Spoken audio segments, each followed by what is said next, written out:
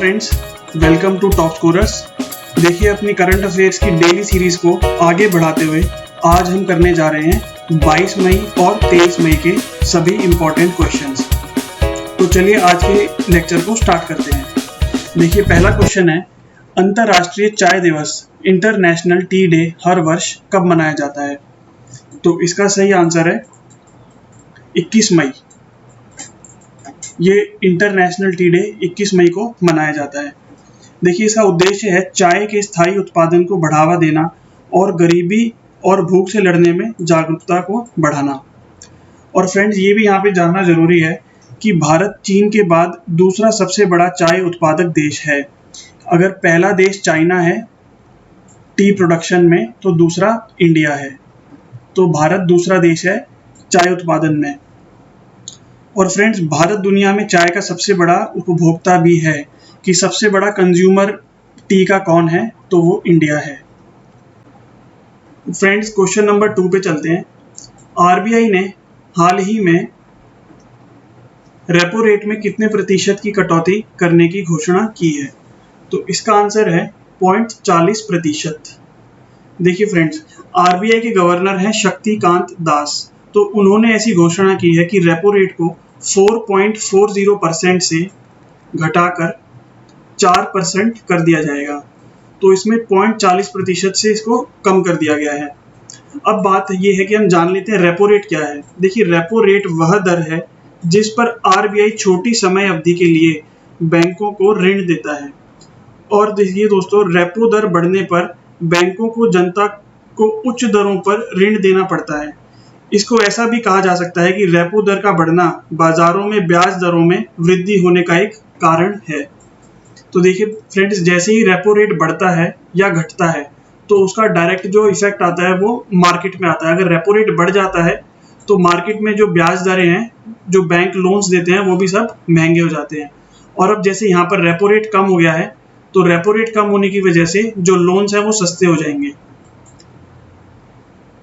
तो इसका आंसर हो जाएगा 0.40% से कम हो गया है। और रेपो रेट ही क्या? तो क्वेश्चन नंबर 3 है, हाल ही में किसे नाबार्ड के नए अध्यक्ष के रूप में नियुक्त किया गया है? तो किसको किया गया है? गोविंद राजुलू चिंटला। और फ्रेंड्स, नाबार्ड क्या है? नाबार्ड है राष्ट्रीय कृषि एवं ग्रामीण विकास बैंक।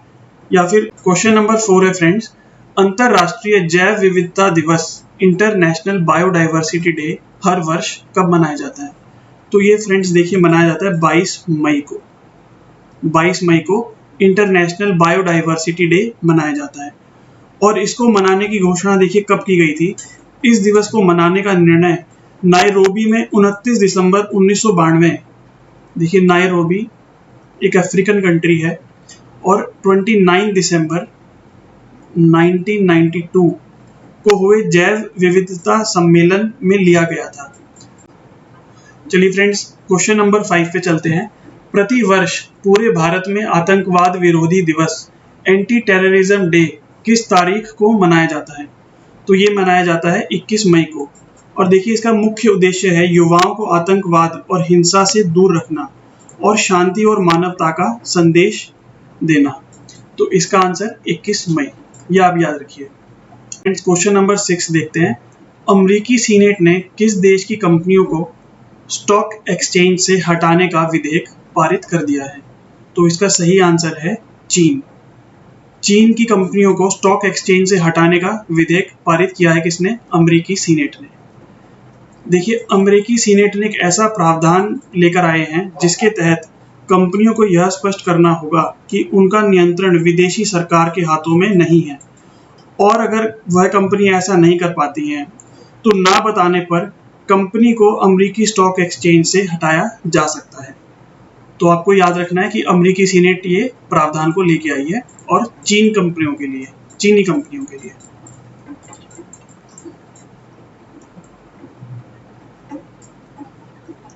तो क्वेश्चन नंबर 7 है, पश्चिम बंगाल सरकार ने राज्य में अम्फान तूफान के बाद पुनर्निर्माण कार्य के लिए कितने हजार करोड़ रुपए का कोष गठित किया है?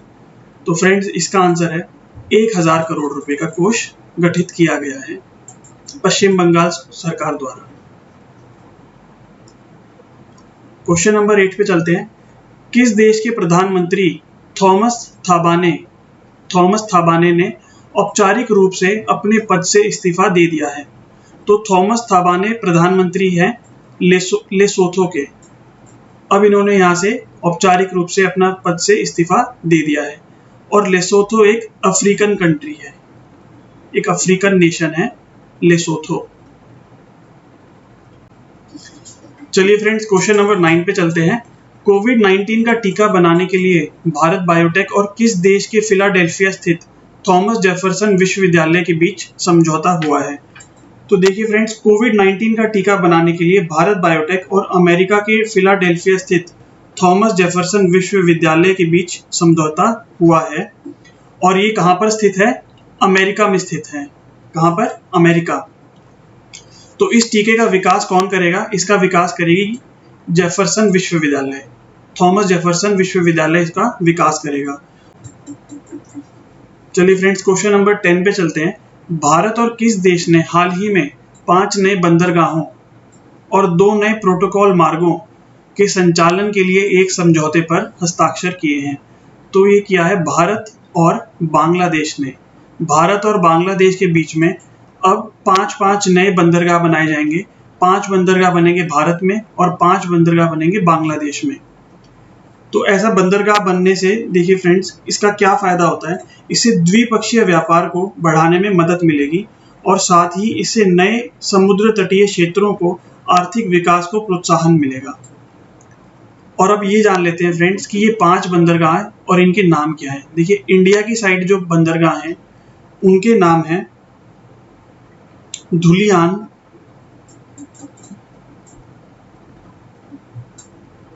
धुलियान, माइया, कोलाघाट,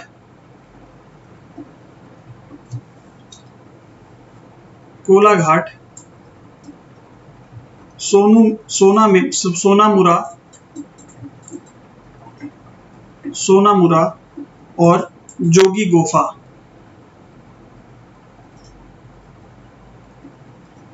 और बांग्लादेश की तरफ जो घाट हैं, बांग्लादेश की तरफ जो बंदरगाह हैं उनके नाम है राजशाही, सुल्तानगंज,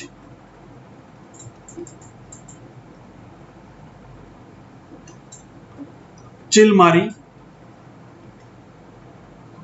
या चिलमरी, दाऊद कांडी,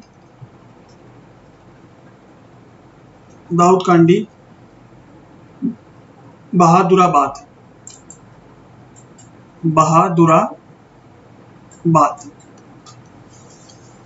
तो फ्रेंड्स, क्वेश्चन नंबर 11 पे चलते हैं।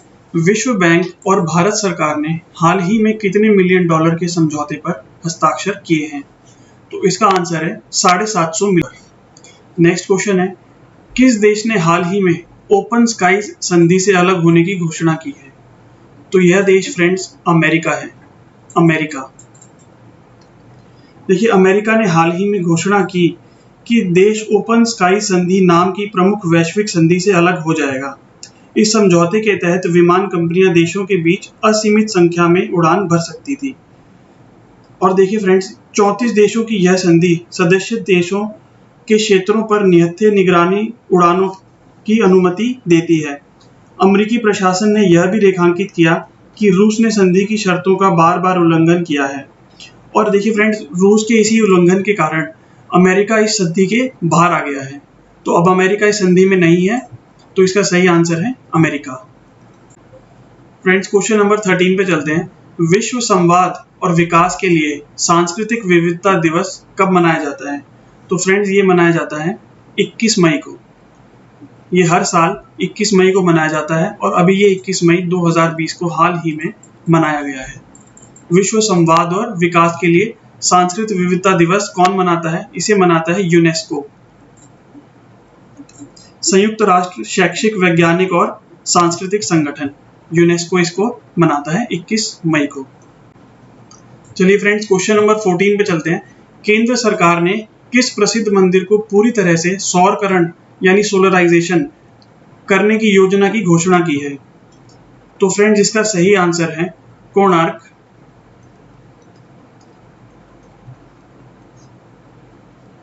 कोणार्क का सूर्य मंदिर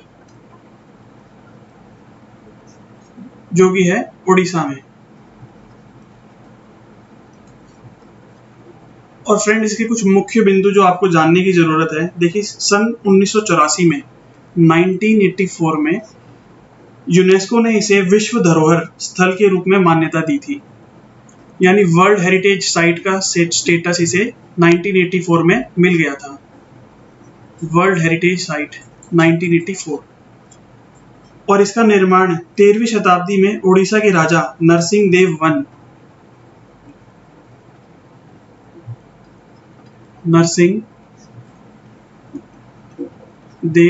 वन ने करवाया था। कब करवाया था? 13th सेंचुरी में, 13वीं शताब्दी में।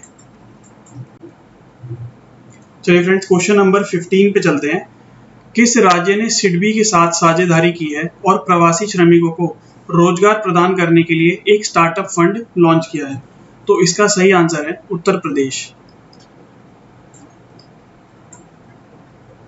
उत्तर प्रदेश सरकार ने सिडबी के साथ मिलकर ऐसा किया है।